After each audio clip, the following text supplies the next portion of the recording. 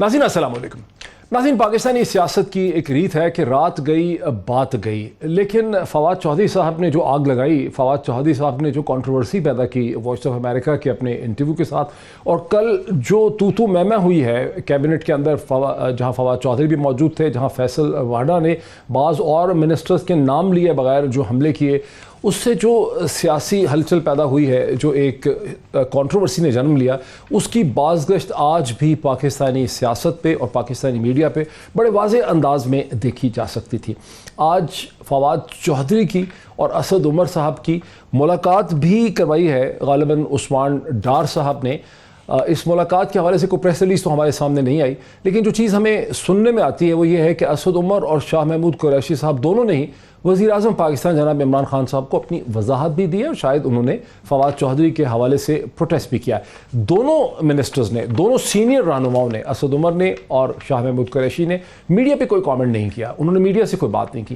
ताहम फवाद चौधरी और फैसल वाडा मीडिया से बात करते रहे हैं, और फवाद चौधरी का ये इल्ज़ाम उन्होंने फिर दोहराया है। उन्होंने कहा, मैं इस बात पे कायम हूँ कि इस पार्टी के अंदर जो ये special assistants to prime minister हैं, जो अनइलेक्टेड हैं, SAPMs, इनकी तादाद बहुत ज़्यादा है और ये एक बहुत बड़ा मसला है। ये वही चीज़ है जो PTI के इलेक्टेड MNA राजा रियाज साहब ने एक और टेलीविज़न प्रोग्राम में भी दोहराई, जहां उनकी दुहाई यही थी कि ब्यूरोक्रेसी और मिनिस्टर्स इलेक्टेड MNAs और MPA की बात नहीं मानते। नाज़रीन, अब राजा रियाज साहब ने जो कुछ इस प्रोग्राम में कहा, उससे कहीं ज़्यादा खुल के राजा रियाज साहब ने दुहाई दी है PTI के बैक बेंचर्स के हवाले से। जनाब आरिफ निज़ामी साहब के प्रोग्राम में 92 न्यूज़ में आपसे थोड़ी देर पहले, मेरे पास वो टुकड़ा है नहीं वरना मैं आपको सुना था, लेकिन उनका कहना ये था कि ब्यूरोक्रेसी को वज़ीर आज़म ने खुद कह दिया है कि ये जो इलेक्टेड लोग हैं इनकी बात नहीं सुननी है। ये पाकिस्तान की सियासत में एक नई चीज़ हो रही है, जिसकी वजह से बड़ी नाराज़गी है, जिसकी वजह से बड़ी एक डिससेटिस्फेक्शन जो है वो PTI के बैक बेंचर्स में पाई जाती है। उन्होंने कहा कि मैं तो रिज़ाइन करने का सोच रहा हूँ।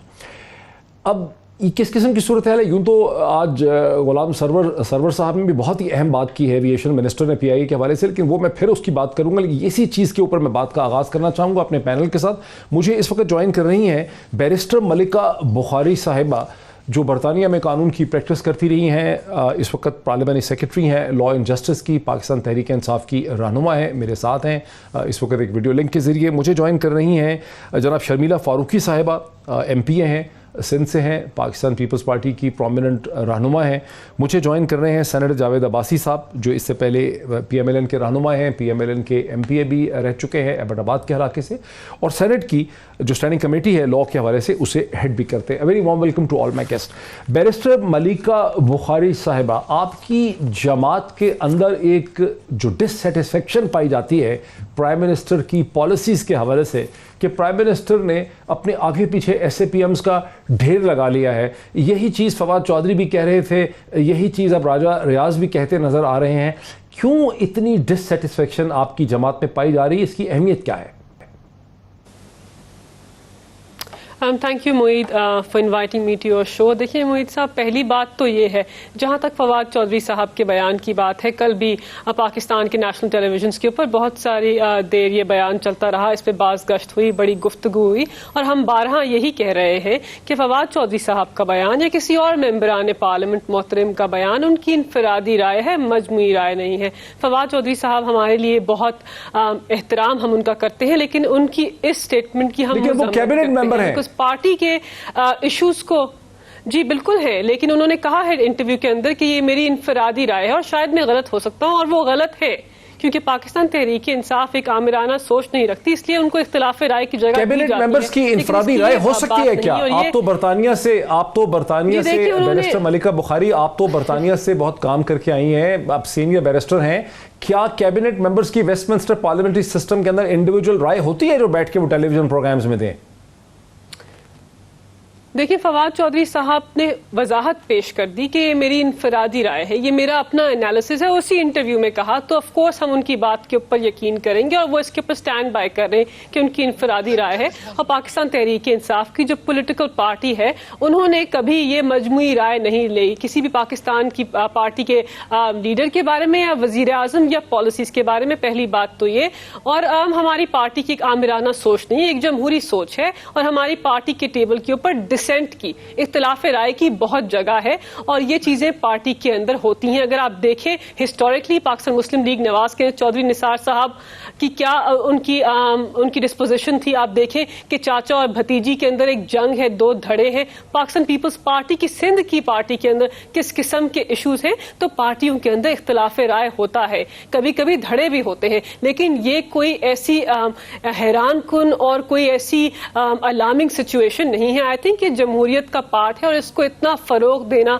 इसको इतना बढ़ावा देना, आई थिंक ये थोड़ी सी ज्यादती हो रही है। लेकिन ठीक है, शायद मीडिया के ऊपर हमारे बहन भाइयों के लिए ये जरा अहम है और ये मौजू जरा इंटरेस्टिंग है, तो इस पर डिस्कशन। देखिए कल डॉक्टर साहब, कल क्या बात हुई काबीना के अंदर? कल काबीना के अंदर चीनी के ऊपर बात हुई, आटे के ऊपर बात हुई, गंदम के ऊपर बात हुई, एक टीचिंग हॉस्पिटल के ऊपर बात हुई, लेकिन ये सारे अवामी। अच्छा चलिए, ये तो बता दें कि आज जो असद उमर की फवाद चौधरी की मुलाकात करवाई है उस्मान डार साहब ने जो मुलाकात कराई असद उमर फवाद चौधरी के, उसके हवाले से कुछ बता दें, वो क्या है प्रोसेस?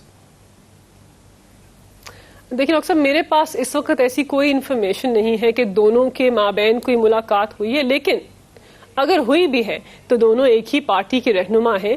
अगर दोनों आपस में गुफ्तो शनीद कर बात कर इशू को रिजॉल्व करना चाहते हैं तो इसमें कोई बुरी बात नहीं है। आई थिंक अच्छी बात है, इख्तिलाफ राय हुआ और दोनों अगर मिले हैं और आपस में बात की है तो आई थिंक ये भी बहुत अच्छी बात है और दोनों हमारे पार्टी के मोहतरम मेंबर्स हैं और अगर की है तो अच्छी बात है। और मेरे पास कोई इस वक्त वसूख से मैं नहीं कह सकती कि दोनों की मुलाकात हुई और मेरे पास ऐसी कोई अनफॉर्चुनेटली कोई ऐसी इंफॉर्मेशन नहीं है, तो मैं आपके प्रोग्राम से पे कह नहीं सकती कि क्या बात हुई, कहाँ मुलाकात हुई और वेदर ये मुलाकात हुई भी या नहीं। लेकिन अगर हुई है तो आई थिंक बड़ी खुशाइन बात है, पार्टियों के अंदर इख्तिलाफ के बाद बातचीत की जगह होनी चल रही है टेलीविजन चैनल्स के ऊपर। बहरहाल मुझे शर्मिला की तरफ, ठीक है, मुझे बैरिस्टर साहिबा शर्मिला फारूकी की तरफ आने दीजिए।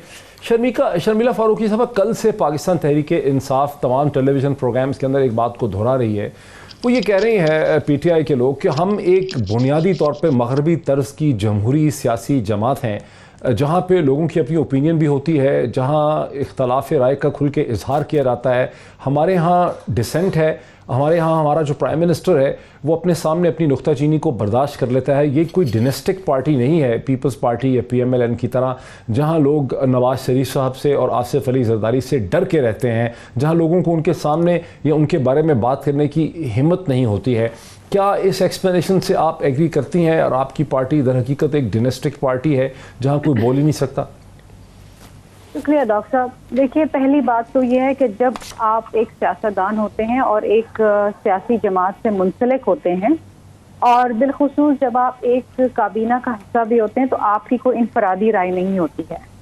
और ख़ास तौर पर उस वक्त जब आप पार्टी की इंटरनल पॉलिटिक्स के बारे में कमेंट कर रहे होते हैं। एक वजीर वैसे ही जो बात करता है उसको बड़ी रिस्पॉन्सिबिलिटी और संजीदगी के साथ करनी चाहिए। फवाद चौधरी साहब, मैं जहाँ तक समझती हूँ, उन्होंने हकायक पे मबनी बात की। इनकी जमात में इस किस्म के इशूज आज से नहीं हैं, शुरू दिन से हैं।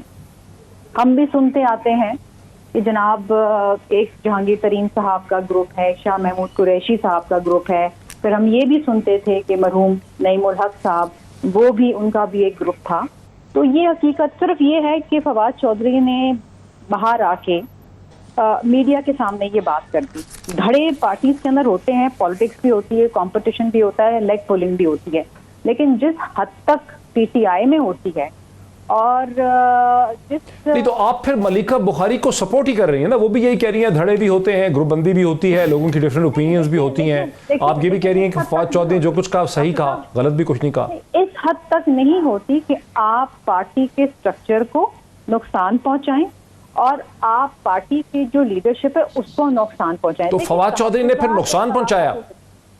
बिल्कुल नुकसान पहुंचाया। इस वक्त जहां पर वैसे ही एक पॉलिटिकल इंस्टेबिलिटी है, मुल्क में कोई काम, कोई चीज भी अपने नहज पे नहीं जा रही है, ना चीनी है, ना आटा है, ना पेट्रोल है, ना गैस है।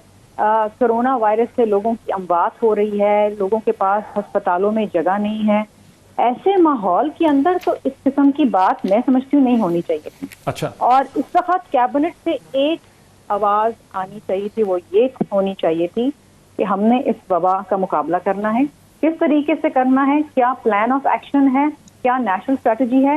एक कौमी यकजहती की आवाज आनी चाहिए। अब आप मुझे बताइए, एक शख्स जो कोरोना में मुब्तला है या अच्छा जो शर्मिला, अपने लिए राजा, एक अच्छा अस्पताल शर्मिला, में थोड़ा सा आगे मैं अगर चलूँ ना उसको कि क्या राजा मैसेज मिलेगा? राजा रियाज साहब ने तो ये दावा भी किया है कि नेशनल असेंबली के अंदर पार्टी में 20-22 लोगों का एक फॉरवर्ड ब्लॉक है पीटीआई के अंदर, आप भी मेंबर हैं आखिर एक असेंबली की, कोई ऐसी इतला है आपके पीपल्स पार्टी के पास? देखिए, इनके बहुत से अपने लोग ही इनसे नाला है।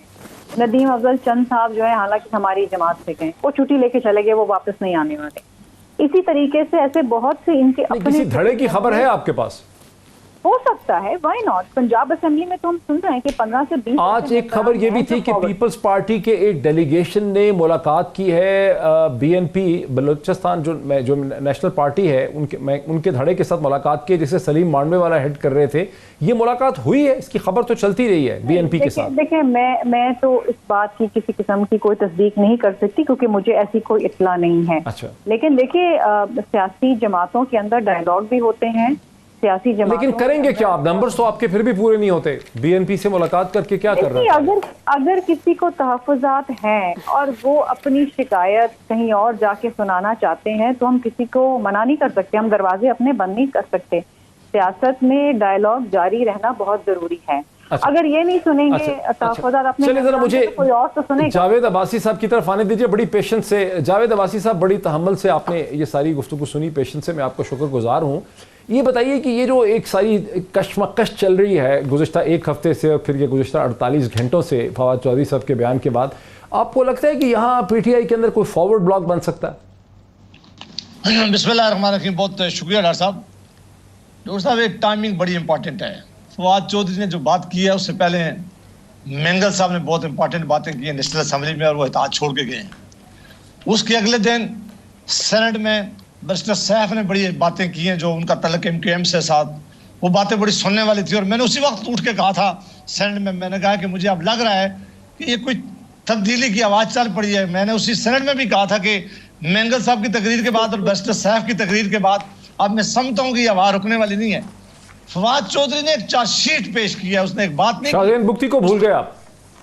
नहीं, मैं वो जो लोग अभी उसको उस पर भी मैं आ रहा था, उन्होंने भी की, लेकिन चूंकि ये बड़ी जमातें जो दो थी जिनकी बड़ी एहताजी थी इनकी, और ये जो फवाद चौधरी साहब ने बात की है, उसने चार्जशीट की है। उसने बात सिर्फ नहीं की, उसने कहा कि हम डिलीवर करने में नाकाम हो गए हैं, अभी हमारे पास वक्त नहीं बचा, डिलीवर करने में इसलिए नाकाम हो गए। उन्होंने वजह बताई है कि हमारे अंदरूनी इतने झगड़े कि हम उन इशू पे तवज्जो ही नहीं दे सके जिस पे इमरान खान ने कौम से वादा किया था और जिस पे वोट लेके आए थे, लिहाजा उन इशू पे हम तवज्जो देने के काबिल ही नहीं रहे। फिर साथ ही उन्होंने कहा है, जो सबसे इंपॉर्टेंट बात है, उन्होंने कहा कि इमरान खान फेल हो गए एक अच्छी टीम बनाने में। ये चूंकि कैप्टन थे, कैबिनेट इन्होंने अच्छी बनानी थी, ये अच्छी कैबिनेट उतार नहीं सके, लिहाजा जो अवामी मसाइल थे, जो लोगों के बड़े मसाइल हैं, उन्हें हम हल करने में नाकाम हो गए। कोशिश कर रहे हैं कोई धड़ा बनाने की? पीएमएलएन कोशिश कर रही है किसी पीटीआई के अंदर एक धड़ा बन जाए? डॉक्टर साहब, पीटीआई के होते हुए किसी और को काम करने की अल्लाह के फजल से जरूरत नहीं है। ये अपने लिए खुद ही ये कार्रवाई अपने लिए करने के लिए बड़े तैयार बैठे हुए हैं। हमने इनको गिराने का कुछ नहीं कहा था। ये लेकिन फवाद की ये बातें देखें कि क्या फवाद ने सच कहा है? अगर सच कहा है तो उसके साथ खड़ा होना चाहिए। ये राजा रियाज साहब की बातें सुने, बाकी उनके जो लोग शर्मिला कह रही है कि उन्होंने पार्टी को नुकसान पहुंचाया।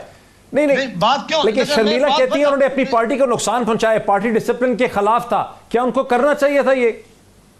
देखिए, ये मैंडेट पार्टी लीडर्स का है। अगर तो बात सच है, जिस तरह बखारी साहिबा कह रही है, मुझे बड़ा एहतराम है बखारी साहिबा का, कि वो कहती है कि सच्ची बातें थी, सच्ची बातें सामने रखी हैं और हम उसे बर्दाश्त करेंगे। इसका मतलब है कि वहां कोई बोल इसलिए नहीं सका कि उन्होंने जो बातें की वो सच है। अगर सच ना होती तो आपका क्या ख्याल है कि कैबिनेट का वजीर इतने बड़ी बातें करके आज कैबिनेट में बैठा हो सकता था? ये कभी मुमकिन हो सकता है किसी भी कैबिनेट में? नहीं, तो आपकी पार्टी में तो कभी किसी ने नहीं की ऐसी बात।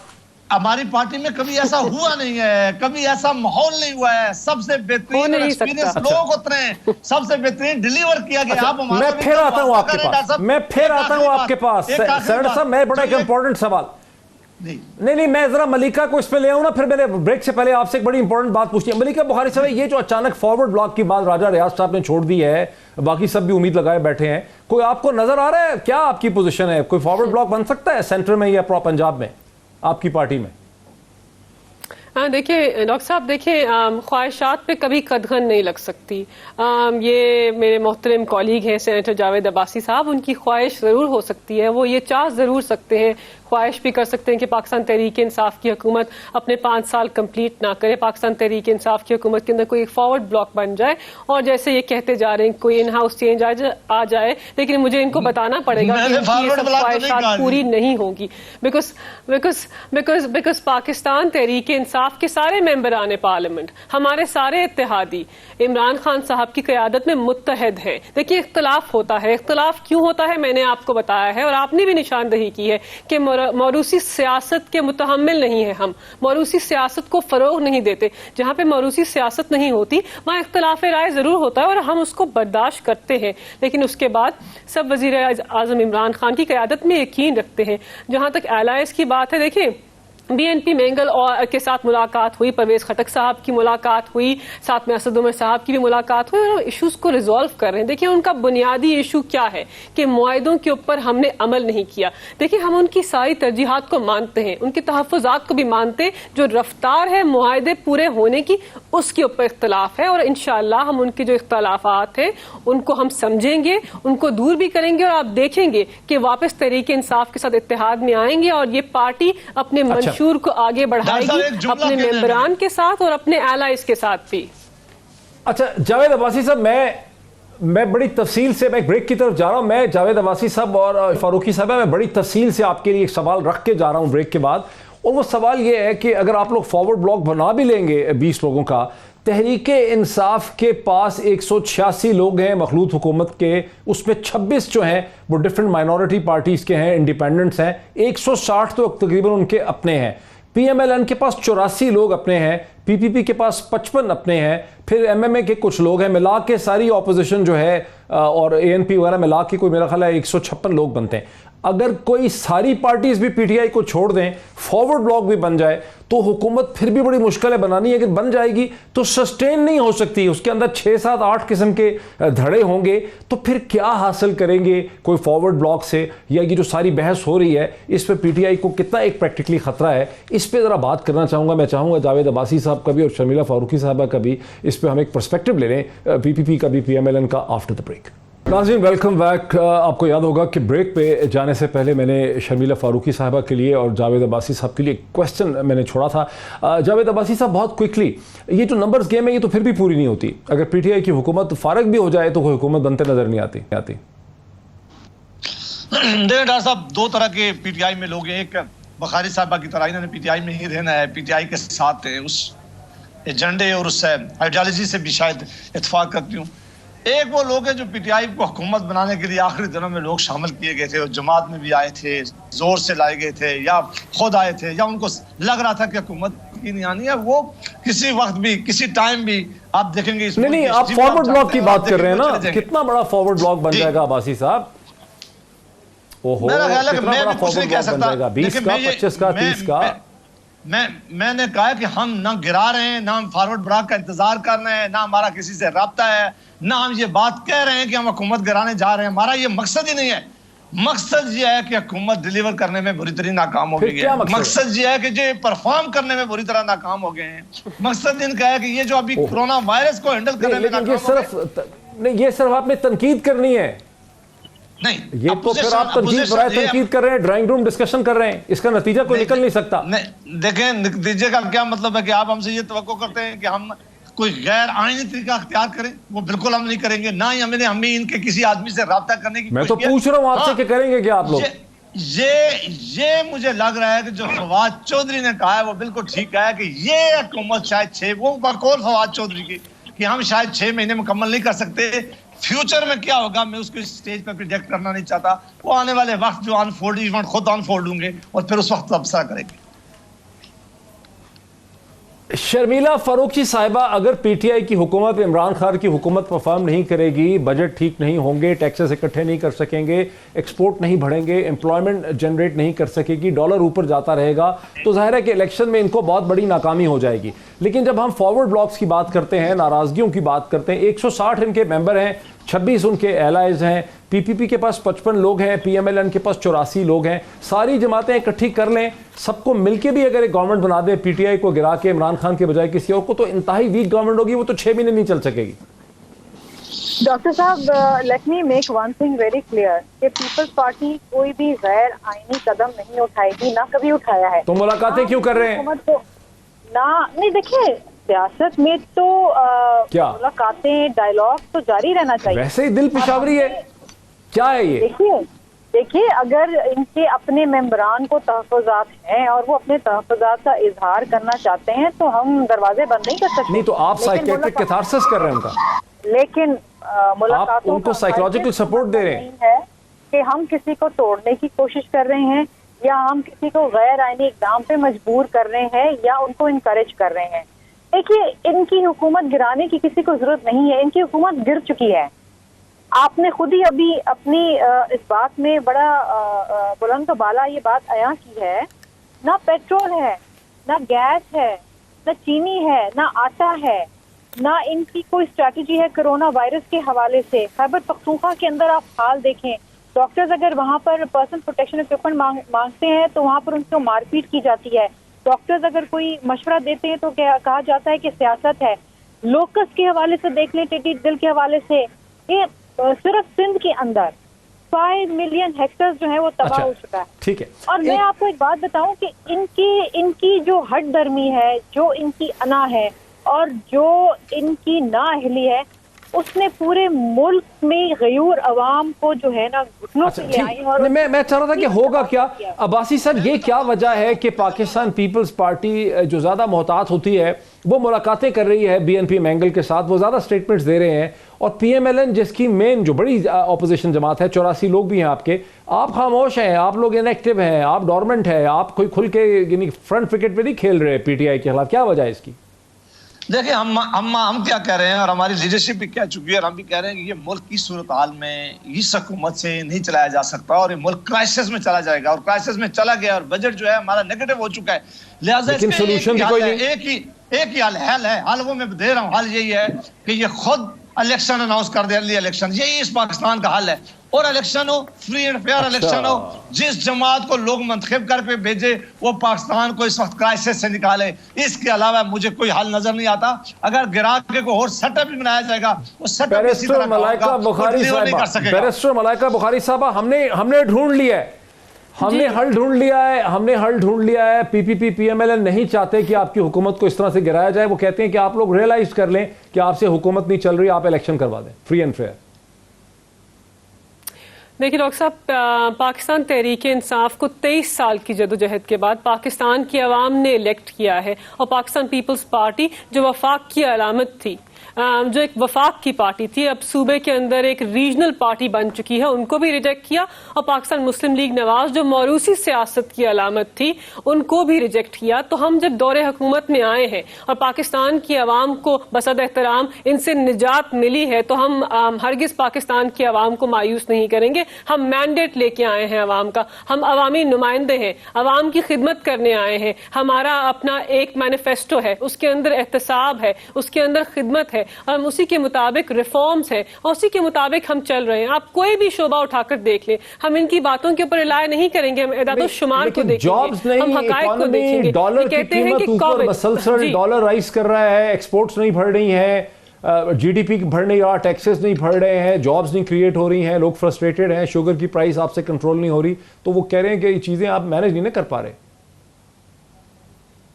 डॉक्टर साहब, लॉन्ग स्टैंडिंग इश्यूज है। देखिए, जहां तक इकोनॉमी की बात है, अब इस बात से कोई भी जीशो शख्स इनकार नहीं करेगा कि जो करंट अकाउंट खसारा था उसको हमने 73% रिड्यूस किया। हमने ही 5,000 अरब के कर्जे दिए। इनके दौरे हुकूमत पे एक्सपोर्ट्स 25 बिलियन से 20 बिलियन हुई, हमने उनको इंक्रीज करना शुरू कर दिया।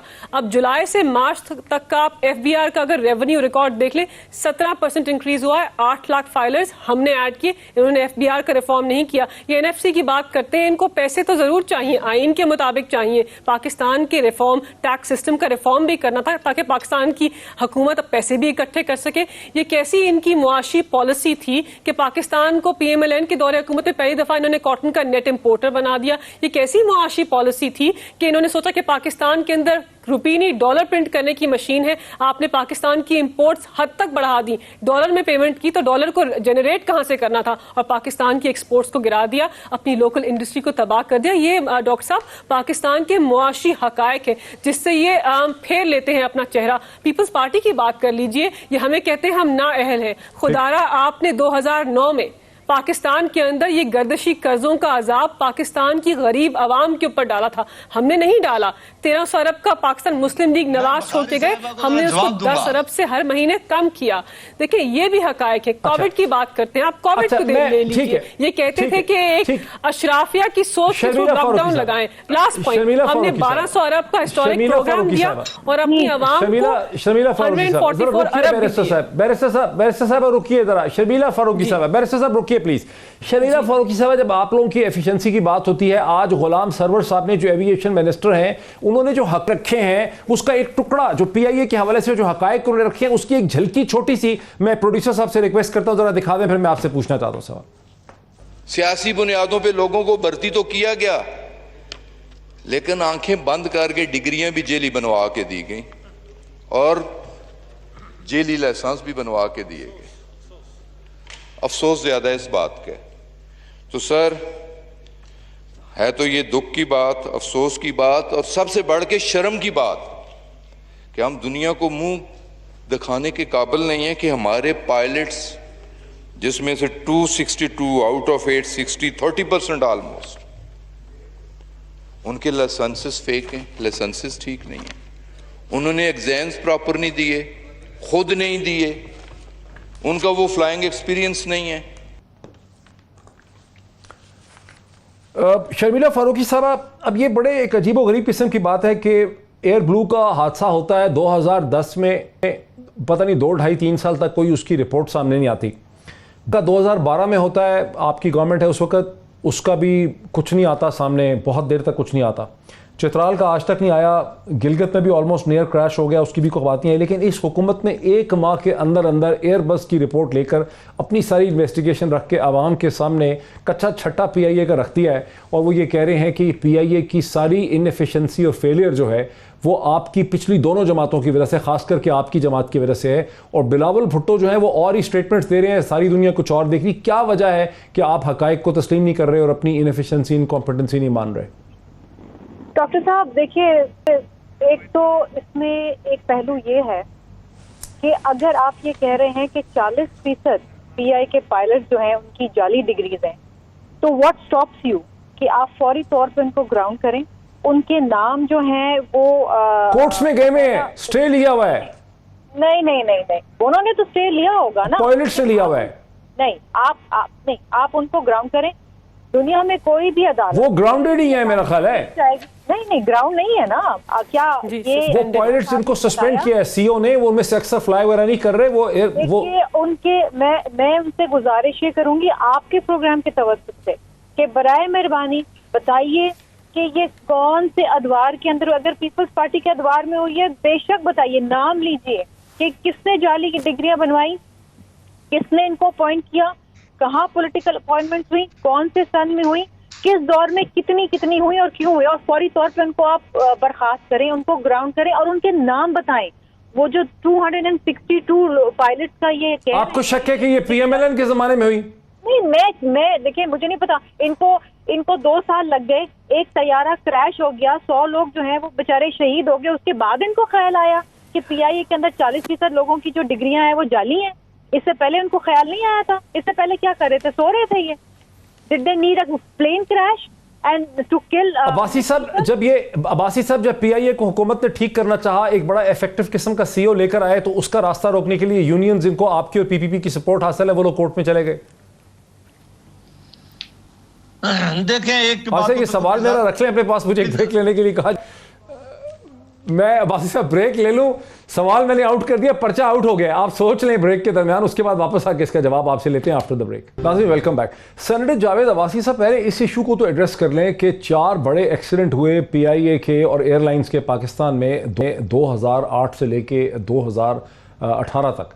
तो उनकी कभी कोई रिपोर्ट वगैरह जो है वो सामने नहीं आ सकी। इस हुकूमत ने ये तो क्लेम आप ये कर रहे हैं, देखें 1 महीने और चंद दिन में ये पूरी रिपोर्ट ट्रांसपेरेंट तरीके से, जिसमें इंटरनेशनल एक्सपर्ट्स की भी ओपिनियंस आ गई हैं, दुनिया के पायलट्स की भी आ गई हैं, एयरबस की भी ओपिनियन आ गई है, फ्लाइट डाटा रिकॉर्डर भी सामने आ गया है, कॉकपिट वॉइस रिकॉर्डर भी सामने आ गए, पूरी रिपोर्ट सामने ले आए। आपकी गवर्नमेंट ये नहीं कर सकी, जब पीपीपी की गवर्नमेंट भी ये नहीं कर सकी, जब एयरब्लू का एक्सीडेंट हुआ, भोजा का एक्सीडेंट हुआ, फिर आपके होते हुए चित्राल का एक्सीडेंट हुआ, गिलगित का एक्सीडेंट हुआ, इस पे क्या पोजीशन है आपकी?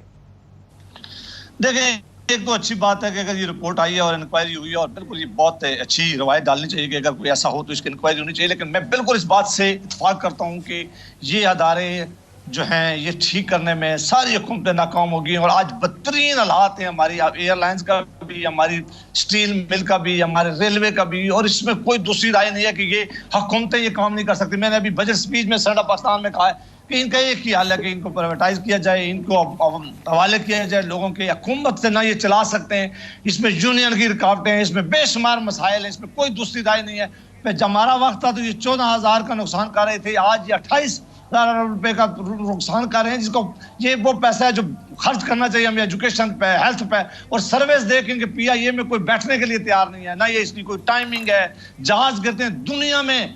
ये एयरलाइन जो हम PIA की एमिरेट्स एयरलाइन, इन्होंने जाके इसको किया था, शुरू किया था, उनका एक एक्सीडेंट हुआ और कोई जानी नुकसान नहीं हुआ, और हमारे अभी तक कोई 38 या 39 एक्सीडेंट हो चुके हैं और मेजर नुकसान हो गए।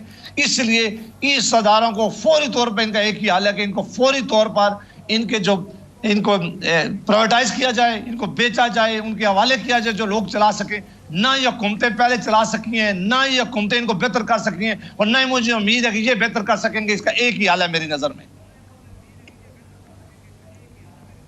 लेकिन सेनेटर साहब, ज्यादा इल्जाम तो खैर पीपीपी पे है, यूनियन बाजी का, स्टील मिल्स हो या PIA हो, लेकिन सेनेटर मुशाहिदुल्लाह और उनका जो इन्फ्लुएंस था PIA में, वो इल्जाम तो आपकी जमात पे भी आता है। नहीं, मुशाहिदुल्लाह साहब ने कभी रुकावट नहीं बात डाली है। हमारे वक्त में हमारी हुकूमत ने एक दफा शुरू किया था, ये बदकिस्मती हो गया कि यहाँ कुछ चीजें मुकम्मल नहीं हो सकती, लेकिन हमारा कंसीडर उस वक्त भी ओपिनियन यही था कि हम नहीं चला सकते और ये मुमकिन नहीं है। लेकिन ये जरूर है कि उस वक्त प्राइवेटाइज नहीं हो सके, उसकी कई वजह है कि उस पर प्रोग्राम किया जा सकता है, लेकिन हम ना रुकावट बने, ना हम यूनियन के आगे कभी गिरे। मैं समझता हूँ कि इन अदारों को तबाह करने में यस यूनियन का भी किसी हद तक बड़ा रोल रहा है और है, लिहाजा इनके खिलाफ एक्शन अगर करेंगे भी तो ये हुकूमत भी कुछ नहीं कर सकती। बस इसका एक ही हाल है कि जो दुनिया में जो एक मुसलमा असूल है कि हुकूमतें बिजनेस नहीं कर सकती, ये किसी और के हवाले की जाए और प्राइवेटाइज की जाए। अच्छा, शर्मिला फारूकी साहब के बिलावल भुट्टो कह रहे हैं कि एक आज़ादाना इंडिपेंडेंट इंक्वायरी होनी चाहिए इस एक्सीडेंट की, लेकिन सूरत हाल ये है कि एयरबस की टीम एग्जामिन कर चुकी है, इंटरनेशनल पायलट्स अपनी ओपिनियन दे चुके हैं, फ्लाइट डाटा रिकॉर्ड सामने आ चुका है, कॉकपिट वॉइस रिकॉर्ड सामने आ चुका हुआ है, जो बातचीत हो रही थी कंट्रोल टावर के साथ वो सामने आ चुकी है। ये तो बिल्कुल ट्रांसपेरेंट है। क्या PPP और बिलावल भुट्टो हकीकत को एक्सेप्ट करने से तस्लीम नहीं कर पा रहे? डॉक्टर साहब, हकीकत को तस्लीम करने की बात नहीं है। सिविल एविएशन वाले खुद ही अपनी इंक्वायरी कर रहे हैं। इट्स वेरी इजी कि आप एक मरहूम पायलट के ऊपर सारा मलबा डाल दें, ठीक है। अगर आप नहीं मानते कि पायलट एरर है? नहीं, पैल्पा भी इसके ऊपर एतराज कर रहा है। आपने क्यों नहीं पैल्पा के किसी नुमाइंदे को इसके अंदर शामिल किया? आप इंटरनेशनल पायलट एसोसिएशन वालों को इसके अंदर शामिल करें। देखिए, क्या कोई हर्ज नहीं है। जितनी तो पोजीशन, आपका पोजीशन है क्या? आप समझते हैं कि ये इन्वेस्टिगेशन ठीक नहीं हुई? देखिए, इन्वेस्टिगेशन को मजीद जामे होना चाहिए, इन्वेस्टिगेशन को मजीद इन डेप्थ होना चाहिए। आपने तो एक अबूरी रिपोर्ट का हवाला दे के और आपने कह दिया कि जी वो जनाब 3 दफा टच डाउन किया, इतने एरोनॉटिकल था, इतने नीचे आना था, इतने ऊपर जाना था, एयर ट्रैफिक कंट्रोल, और आपने पायलट के ऊपर मलबा डाल के आपने मामला खत्म कर दिए। फिर आप एक दूसरी कंट्रोवर्सी में चले गए कि जी 40% जो पायलट्स हैं उनकी तो लाइसेंसेज ही जाली हैं, और आपने पिछली फूटों के ऊपर वो तो एक अलग बहस है। कोशिश करी। नहीं, लेकिन आपने अलग बहस शुरू तो कर दी ना। आपने तो एक इंक्वायरी रिपोर्ट जो हुई थी उसके बारे में आपने गुफ्तगू करनी थी, आपने बताना था कि गलती किसकी है, कौन जिम्मेदार है और आपने क्या एक्शन लिया है। सो बॉटम लाइन ये है कि PPP नहीं मानती इस रिपोर्ट को, PPP नहीं तस्लीम करती इसको। नहीं, ये देखे ना, ये तो हम शुरू दिन से कह रहे हैं। इस रिपोर्ट आने से पहले जो गुफ्तगू की जा रही थी, पहले दिन से, जिस दिन क्रैश हुआ उस दिन से ये कहा जा रहा था कि पायलट एरर, पायलट एरर। अब पायलट साहब तो जो है वो अल्लाह को प्यारे हो गए, वो तो नहीं जवाब दे सकते। तो ये तो बहुत आसान है कि आप हर चीज पायलट पर डाल दें। अब आप कह रहे हैं कि जी वो परेशान थे कोरोना वायरस की वजह से, उनके घर में लोग मुतासिर थे, वो खैर बेकार है डिस्कशन। देखे ना, यही तो बात है, वो ऑब्जेक्टिव नहीं है, बेकार बात है ना, ये बात नहीं, वो पायलट्स की वो वाली बातें ऑब्जेक्टिव नहीं है, बिकॉज वो तो पायलट ऑटो पे होता है, जहाज कुछ नहीं। अच्छा, एक इशू ऐसा है शर्मिला जी, वो रह जाएगा इशू। वो इशू ये है कि ख्वाजा आसिफ साहब को भी नैब ने बुला लिया है सियालकोट हाउसिंग सोसाइटी के हवाले से। ख्वाजा आसिफ साहब जो हैं वो अब अपोजिशन के वाहिद रहनुमा थे जो बहुत ज़्यादा बोल रहे थे। मैं एक थोड़ा सा टुकड़ा आपको दिखाता हूँ चंद दिन पहले ख्वाजा आसिफ साहब ने असेंबली में क्या कहा बजट की तकरीर में। आज 2 साल के बाद डाई हार्ड सपोर्टर जो हैं वो इनको डिफेंड नहीं कर पा रहे। हमारी इकोनॉमी ऑलरेडी सिंक हो चुकी थी जब कोरोना यहां पे आया है। ये लिक्विडेटर हैं, ये हो गया स्टेट बैंक का गवर्नर हो गया, ये हमारी इकोनॉमी के, हमारे वतन के लिक्विडेटर हैं आईएमएफ की तरफ से आए हुए। और अब लिक्विडेटर भी नहीं रहे, अब ये अंडरटेकर्स बन गए हैं। ये इंटरिम बजट है, ये एक मिनी बजट और आएगा और टैक्सेस भी लगेंगे। आप क्यों लेके आते हैं इन मर्सनरीज को? मालिका बुखारी साहिबा, ये क्या वजह है बैरिस्टर साहिबा कि जो ऑपोजिशन का लीडर कहीं कोई बोलता नजर आता है उसको नैब बुला लेती है, ये क्या माजरा है? देखिए डॉक्टर साहब, पहले तो मैं शफाफियत पे थोड़ी सी बात करना चाहती हूँ और इस रिपोर्ट के ऊपर जब वही रिपोर्ट सामने आई, देखिए इस रिपोर्ट से ये साबित हो गया कि पाकिस्तान तहरीक-ए-इंसाफ हम वही हुकूमत हैं जो शफाफियत में बिलीव करते हैं। शुगर इंक्वायरी कमीशन की भी रिपोर्ट हमने रिलीज की, आवाम के सामने पेश की, वो रिपोर्ट के जामिन थे और ये रिपोर्ट भी आवाम के सामने पेश की। 72 सालों में 12 एक्सीडेंट्स हुए, आज तक कोई रिपोर्ट सामने मंजर आम पर नहीं आई। तो पाकिस्तान तहरीक इंसाफ वो हुकूमत है जो शफाफियत में बिलीव करती है। जहाँ तक एहतसाब के अमल की बात करते हैं, देखें ये बहुत ही नुकसानदेह बयानियां हैं कि किसी भी अवामी नुमाइंदे से सवाल पूछा जाए तो ये सवाल इसलिए पूछा जा रहा है कि हम सियासी इंतकाम कर रहे हैं। देखें ये इसलिए ये दोनों पॉलिटिकल पार्टीज कहते हैं बिकॉज इनका इदारों की तरफ और एहतसाब की तरफ यही रवैया है। मेरी बहन जो इस टॉक शो में है वो खुद सियासी इंतकाम की एक विक्टिम रह चुकी है और सियासी इंतकाम उनकी फैमिली के ऊपर पाकिस्तान मुस्लिम लीग नवाज ने किया था। बात यह है कि पाकिस्तान तहरीक इंसाफ इदारों की आज़ादी में बिलीव करते हैं। हमने आके इदारों को आज़ाद किया है और हम चाहते हैं कि वो लोग जो पाकिस्तान के अवाम के पैसों के जामिन हैं वो जवाबदेह हों उन पैसों के यूजेज के लिए। और ये जमहूरियत के अंदर एक बहुत अच्छी रिवायात है और जमहूरियत के अंदर पाकिस्तान के कानून के मुताबिक पाकिस्तान के अवामी नुमाइंदों का एहतसाब होना लाजिम है। मैं लंदन में रह चुकी हूं और ठीक है बहुत वेरिएशन है दोनों कंट्रीज में, लेकिन वहां लोगों को स्पीडिंग टिकट के ऊपर भी, छोटा झूठ बोलने के ऊपर भी अवामी नुमाइंदों के ओहदे से मुस्ताफी होना पड़ता था। और यहाँ पर आप अरबां रुपए की, करोड़ों रुपए की पाकिस्तान की आवाम के पैसे की चोरी, आपका मौकफ आ गया, वक्त बिल्कुल खत्म हो चुका है, मेरा वक्त खत्म हो गया। बैरिस्टर मलाइका बुखारी साहिबा का, शर्मिला फारूकी साहिबा का और जावेद अब्बासी साहब का बहुत शुक्रिया। नाज़रीन, इंतहाई तेज़ो तुंद बहस, जो कई इशूज़ हमने, कई सवालात हमने उठाए, उसके जवाब हमने लेने की कोशिश की। किस हद तक हमें जवाब मिल सके हैं, किस हद तक के जवाब जो हैं पब्लिक रिप्रेजेंटेटिव्स की तसल्ली बख्शते, इसका फैसला आपने करना है। आज इतना ही, फिर आपसे मुलाकात होती है। बहुत शुक्रिया।